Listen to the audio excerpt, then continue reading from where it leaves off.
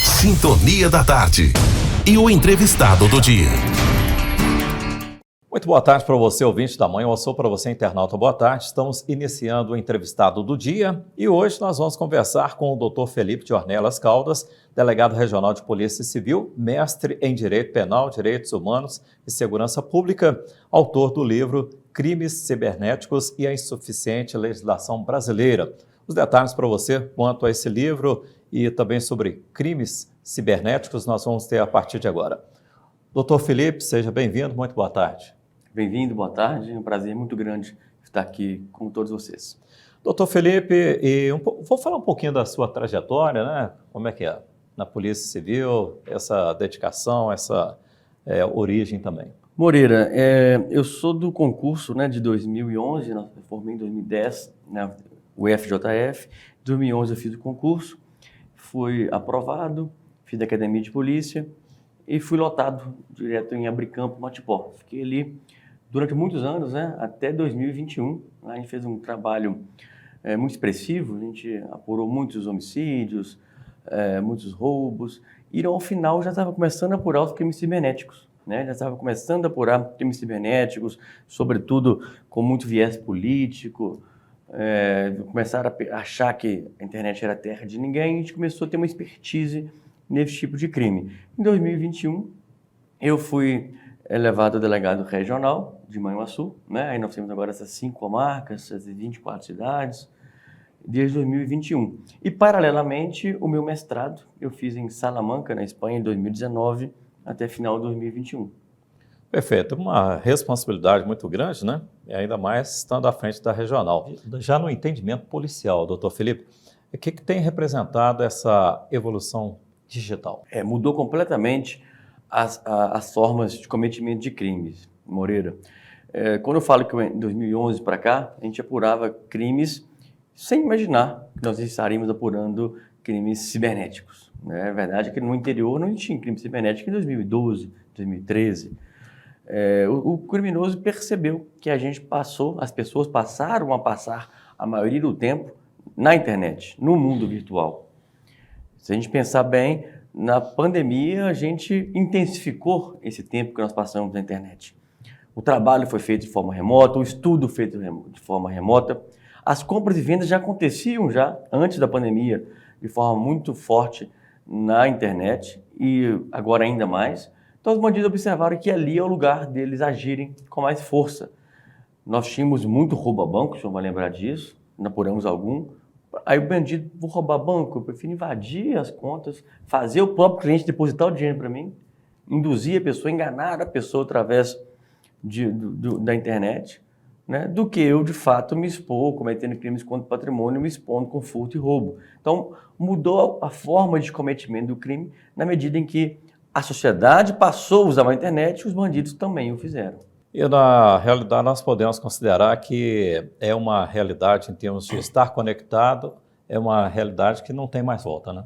Não tem mais volta, é uma faca de 2 gumes, A internet faz parte da nossa vida, traz benefícios, A gente usa o tempo todo a internet, o mundo digital, traz comodidade, benefícios para a gente, mas nós temos que tomar cuidado, a gente tem que lembrar que os bandidos também utilizam dessa mesma internet que traz benefícios para te trazer malefícios. E eles tentam te enganar, tentam te induzir o tempo todo, Golpes o tempo todo são cometidos, invasões, ataques. Então nós temos que ficar atento, lembrando que traz comodidade, mas eu não posso ficar tão exposto como as pessoas nem param para pensar sobre isso às vezes. E exige bastante da polícia também essa atualização, Porque muitas das vezes passa uma ideia de que comete o crime ali nos meios virtuais, vamos considerar, um território sem fronteiras.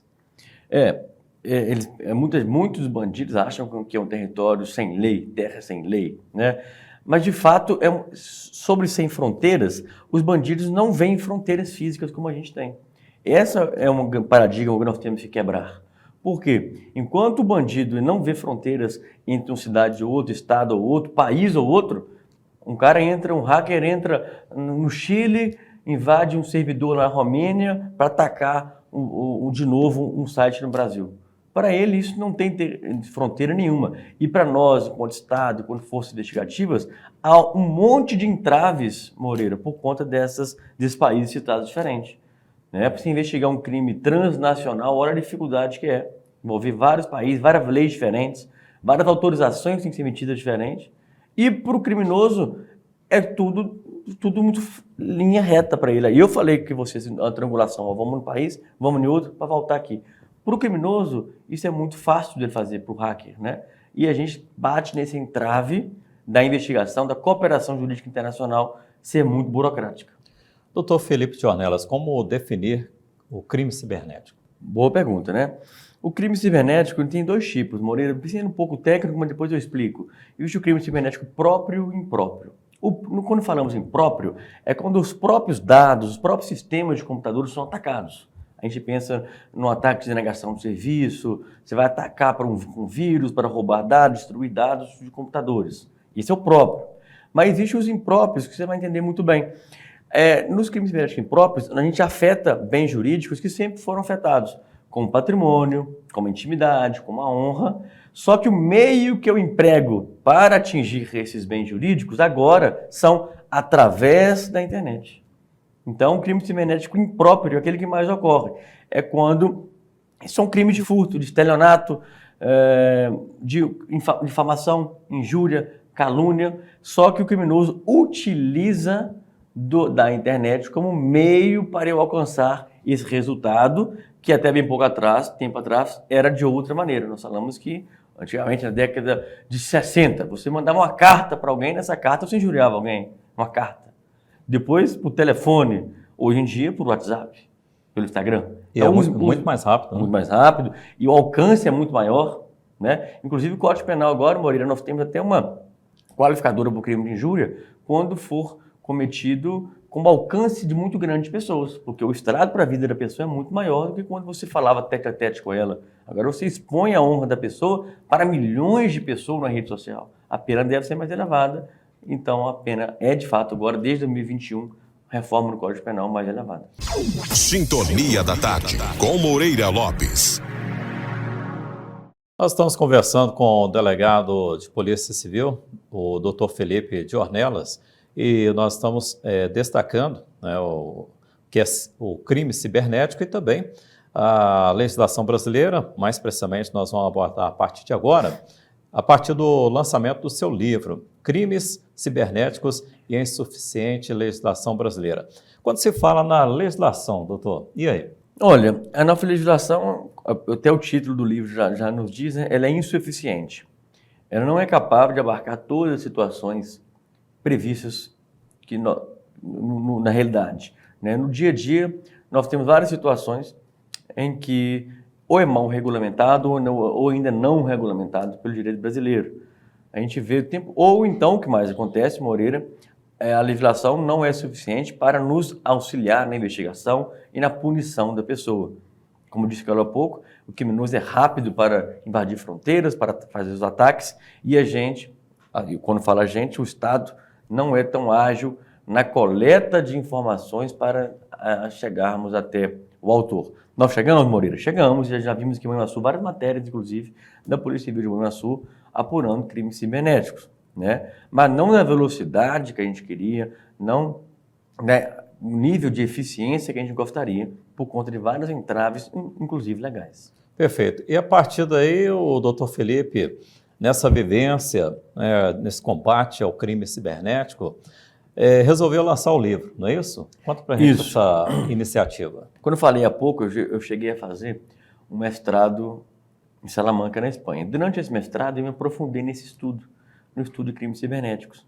Então, eu aliei a minha formação prática como delegado, né, investigando esses crimes, com a pesquisa teórica das legislações de outros países. Eu vi a legislação espanhola, sobretudo, comparei com a do Brasil, peguei de outros países também da Europa e fizemos essa comparação nesse livro para vermos onde nós podemos chegar, como podemos melhorar. Até chegar nisso, eu faço no livro todo um apanhado histórico, desde o primeiro crime cibernético, a evolução histórica dos crimes que foram acontecendo antigamente, o custo, falei agora do prejuízo que ele causa em valores para o mundo inteiro, para a economia. Depois nós chegamos então para analisar no Brasil quais são os crimes que existem. Um a um, a gente trabalha com todos os crimes que existem, cibernéticos que existem no Brasil. E, por fim, a gente trabalha com a legislação de outros países e criando, então, como deveria ser no Brasil, na minha ideia, uma legislação forte para combater esse crime. No seu livro, quando é citado proteção eficaz e adequada dos novos bens jurídicos, quais seriam esses bens jurídicos? Esses bens jurídicos seriam os dados, as informações que antigamente não existiam, né? São novos bens jurídicos. Nós falamos de softwares, de programas, de metadados. Esses são novos bens jurídicos que são atacados, né? Mas, às vezes, também existem os antigos bens jurídicos que também estão sendo atacados através da internet, que são o patrimônio, a honra das pessoas, a intimidade, a privacidade. Eles também são atingidos pela uma nova forma de cometimento, o meio cibernético. Perfeito. E a gente observa quando se fala em bens jurídicos, esse alcance é bem amplo, doutor. E, logicamente, devem, em qualquer situação, estarem assegurados pela legislação. Exatamente. É o que a gente procura, uma efetiva proteção jurídica aos bens jurídicos. Essa é a grande finalidade do direito penal. O direito penal existe para proteger os bens jurídicos violados por algum infrator. E no entendimento do delegado, essa busca pela atualização da legislação brasileira quando se fala em crimes cibernéticos, ela caminha para esse fim? Há um clamor, né, nesse sentido, mas não na velocidade que gostaríamos, Moreira. A gente precisa de mais debates como esse, como a gente está fazendo agora. O livro traz esse debate, traz essa inquietação. As academias, né, as faculdades, elas têm que trabalhar esse tema para que chegue a comunidade jurídica toda, veja a necessidade dessa atualização legislativa para que sim os deputados e senadores possam de fato então nos entregar uma legislação mais firme, eficiente, que nos proteja sim dos criminosos que passaram a cometer esses crimes através das internet e redes sociais. E é bom que o ouvinte, internauta que nos acompanha, saber, né, que a legislação ela existe e vocês, né, estão aí atuando para que se cumpra aquilo que, né, traga essa eficiência, né? Exatamente, Moreira, que eu disse, a gente tem apurado muito crime nesse sentido. Existe legislação, existe forma de apurar e vamos combater a desinformação, os crimes cometidos contra a honra, contra o patrimônio na internet, rede social. Nós destacamos no livro como ele poderia ser melhor, né? Então, eu indico até a leitura, quem gostar, a gente vai ler todos os crimes que existem no Brasil e como poderia ser melhor. Eu faço a indicação dessa leitura para quem tiver interesse no assunto. E teve o lançamento há poucos dias, né, do livro Crimes Cibernéticos e a Insuficiente Legislação Brasileira. E o acesso a esse livro, como que se dá? O acesso se dá no site da própria editora, que é da Lumen Juris, é uma editora jurídica no Brasil muito expressiva, mas também existem outros sites, como Amazon.com. Então, você pode pesquisar no Google também, jogar meu nome, Crime Cibernético, Felipe Ornelas Caldas, vai te direcionar para um desses sites confiáveis, tá, gente? Lumen Juris, Amazon, livrarias são conhecidas, né? Nós estamos falando em golpe, né? Para a gente comprar em sites conhecidos. E as dicas para se proteger contra esses crimes cibernéticos, doutor? Isso é muito importante, essa pergunta.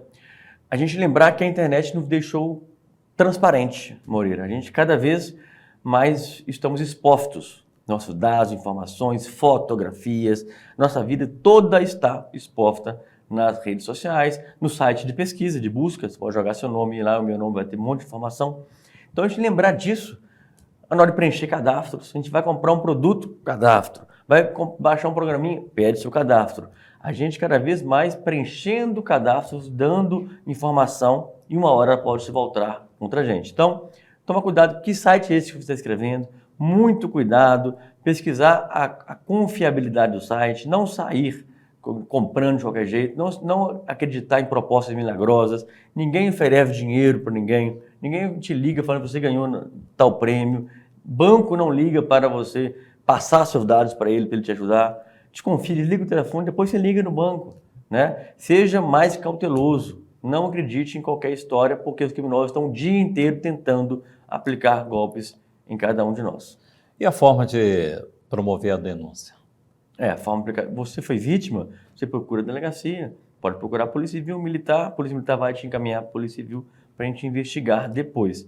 Então, pode ir direto na Polícia Civil, faça a ocorrência, traga os dados todos que a gente vai correr atrás. Mas lembrando que a melhor maneira é a prevenção, né? Porque o bandido que pratica um golpe, ele está sempre pensando uma maneira de dificultar os dados, a forma de investigar de quem vem depois, né? Então, ele está cada vez mais se profissionalizando em cada crime bem sucedido que ele tem. Então, vamos ficar cautelosos e muito cuidado ao trabalhar com a internet. Doutor Felipe, queremos agradecer a sua participação e parabenizar pelo trabalho, né, o lançamento do livro, né, e também estando à frente da Regional de Polícia Civil, né, pelo êxito aí do trabalho também reconhecido. Eu agradeço, Moreira, é muito satisfatório o trabalho que a gente desenvolve com toda a equipe policial, com reconhecimento da população.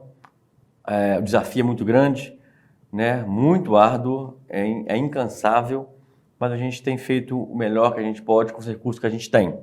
Quanto ao livro, também agradeço, é uma grande satisfação pessoal escrever esse livro, teve uma recepção muito grande da população, as vendas foram muito grandes, então o pessoal tem gostado, eu fico muito satisfeito com isso, por ter contribuído também com esse assunto tão importante para a sociedade. Uma boa tarde. Obrigado, boa tarde. Muito bem, para você, ouvinte da Manhã, ou para você, internauta, nós tivemos então o entrevistado do dia, e falamos sobre o livro Crimes Cibernéticos e a Insuficiente Legislação Brasileira, de autoria do delegado Dr. Felipe de Ornelas Caldas. Para você, ouvinte, internauta, uma boa tarde. Sintonia da Tarde. E o entrevistado do dia.